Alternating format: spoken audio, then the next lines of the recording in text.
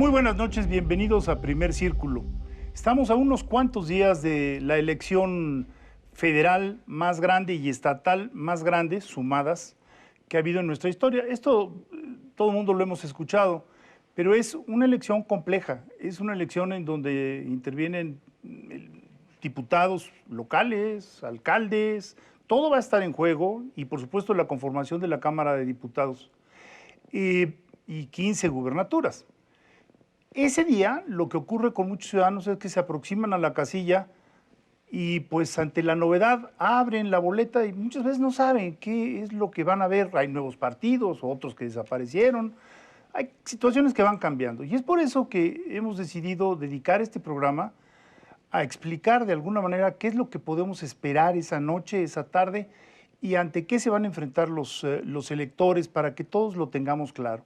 Es para nosotros de verdad un privilegio tener a uno de los consejeros del Instituto Nacional Electoral, Jaime Rivera, que lleva muchos años en esto, que es un verdadero experto, diría yo, desde la demoscopía hasta sus funciones como servidor público ya desde hace tiempo.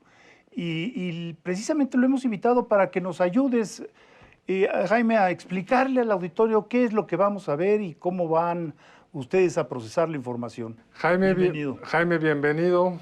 Gracias por acompañarnos. Déjame hacer una pregunta muy precisa.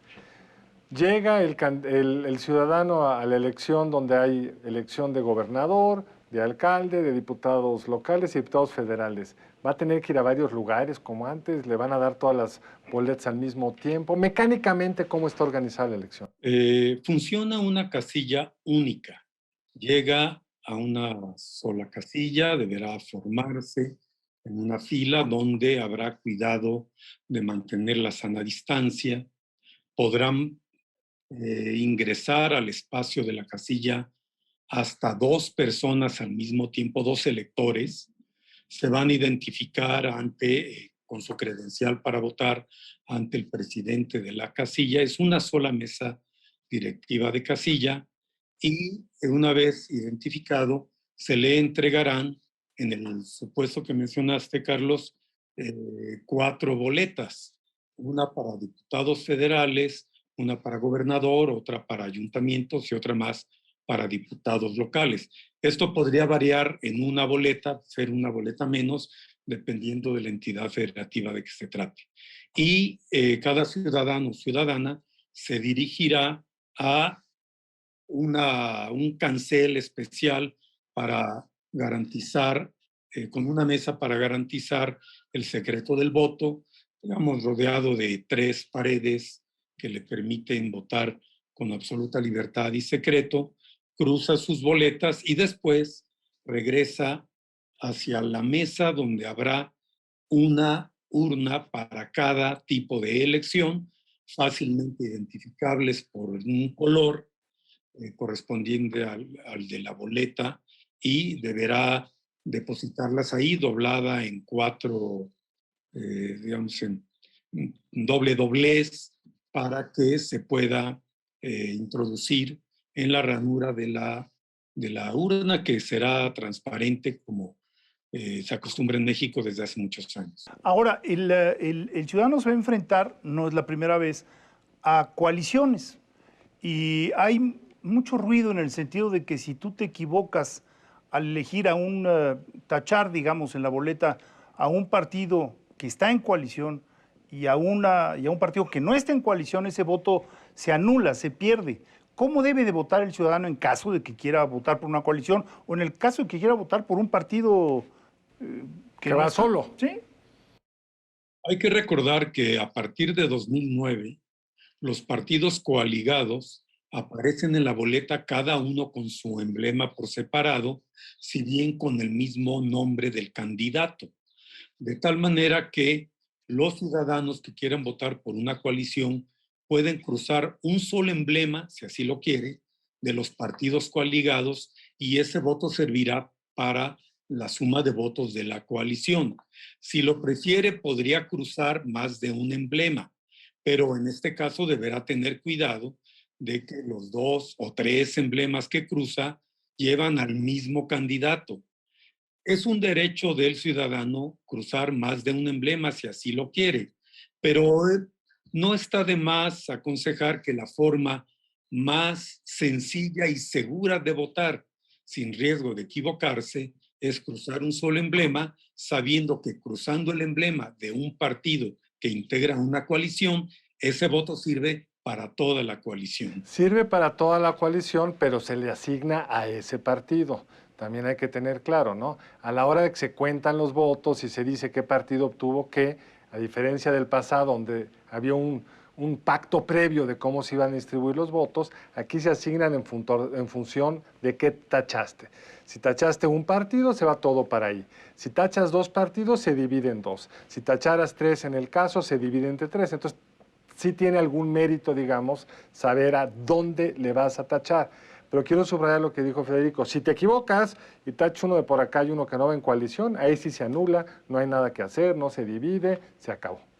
Sí, y votar partido tiene efectos, por ejemplo, para la conservación del registro, para partidos que se encuentren con una votación baja, y tiene efectos también para la asignación de diputados de representación proporcional, tanto a nivel federal como a nivel local. Ahora, creo que es importante esto del registro porque hay 3 partidos que aparecen por primera vez en la boleta.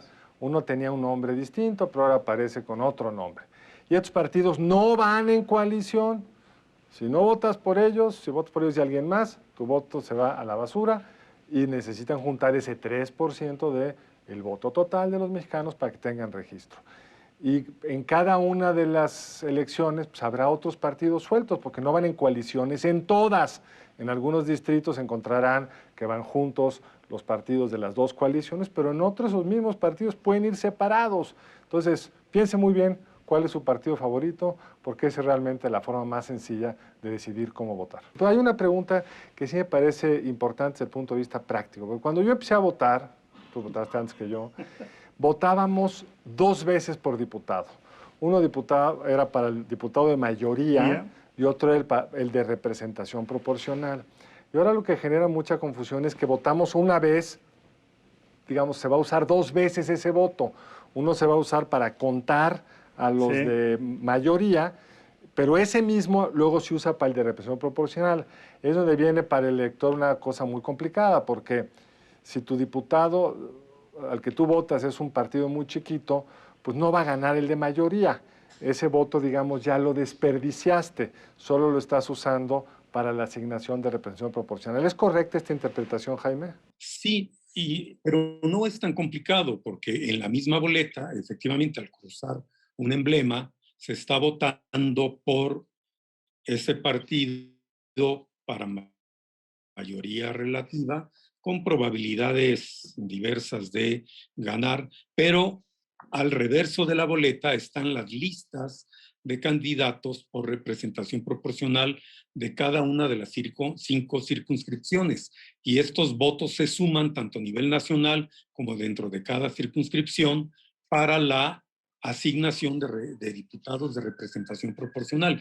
Y ese voto de representación proporcional es tan auténtico, tan ciudadano y tan válido como los votos por diputados de mayoría relativa. Ahora, Jaime, yo creo que una de las decisiones que ha tomado el Instituto Nacional Electoral recientemente, más importantes y que yo creo que es de alguna manera la recuperación de la esencia misma de lo que está plasmado en la Constitución, es impedir que después de la votación vengan alianzas que deformen lo que era, digamos, la intención de voto. En el entendido de que tú lo que quieres es un espejo en la Cámara de Diputados de lo que fue la expresión ciudadana. Y con los años se vino pervirtiendo esta figura hasta que llegó a haber una desviación de cerca del 15 puntos porcentuales. Y ahora esto no se va a dar. Entonces no se va a dar porque el INE tomó esa decisión de revisar y de alguna manera limitar la posibilidad de que los diputados cambien después para conformar mayorías que no están en los votos. ¿Cómo lo explicarías? ¿Cómo se vio desde la sala del Consejo del INE? Primero, la representación en la Cámara de Diputados es un espejo, pero no exacto, de la distribución de votos por parte de la ciudadanía, porque la Constitución misma prevé que pueda haber una sobrerepresentación hasta de 8%, no es que sea un premio de 8%, es que hay un límite a la sobrerepresentación que por sí mismo, por una lógica de distribución aritmética de votos, los sistemas de mayoría relativa tienden a producir en favor del partido más votado. A eso, eso existe como hay un límite en la Constitución a ese efecto, pero ese propio límite había sido esquivado en elecciones anteriores mediante las coaliciones, el préstamo de candidatos entre partidos coaligados e inclusive al traslado de o transferencia de unos candidatos que habían sido elegidos por un partido y apenas se iba a integrar la nueva legislatura, se pasaban a otro.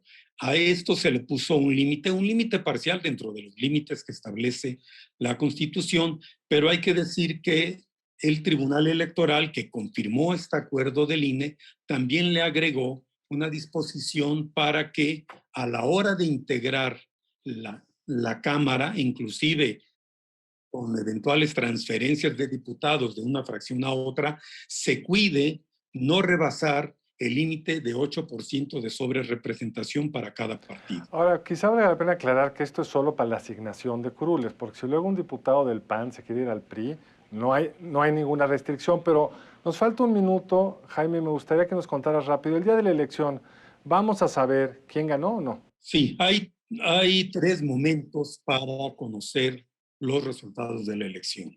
Primero, después de que se hacen los cómputos en la casilla y se empiezan a emitir las actas, habrá unos conteos rápidos, uno de ellos a nivel nacional para estimar la composición de la Cámara de Diputados. Esto se conocerá alrededor de las 11 de la noche, puede variar un poco la hora dependiendo de la fluidez que hay en los cómputos. Y habrá 15 conteos rápidos para cada una de para las sendas elecciones de gobernador que también estarán en juegos. Y más tarde, a partir del miércoles, un programa de resultados electorales preliminares empieza a fluir casilla por casilla conforme se van entregando las actas a los centros de acopio de datos. Y por último, a partir del miércoles siguiente al día de la elección, están los cómputos oficiales, formales, donde se coteja acta por acta para conocer los resultados oficiales de cada una de las elecciones. Pues está claro. Está claro y de verdad mil gracias, Jaime, porque hay esas 72 horas que son de alguna manera horas en que hay que darle al ciudadano, porque hay que recordar que estas elecciones en México las organizan los ciudadanos. Habrá 1,500,000, 1,600,000 personas. 1,200,000 creo, ¿no?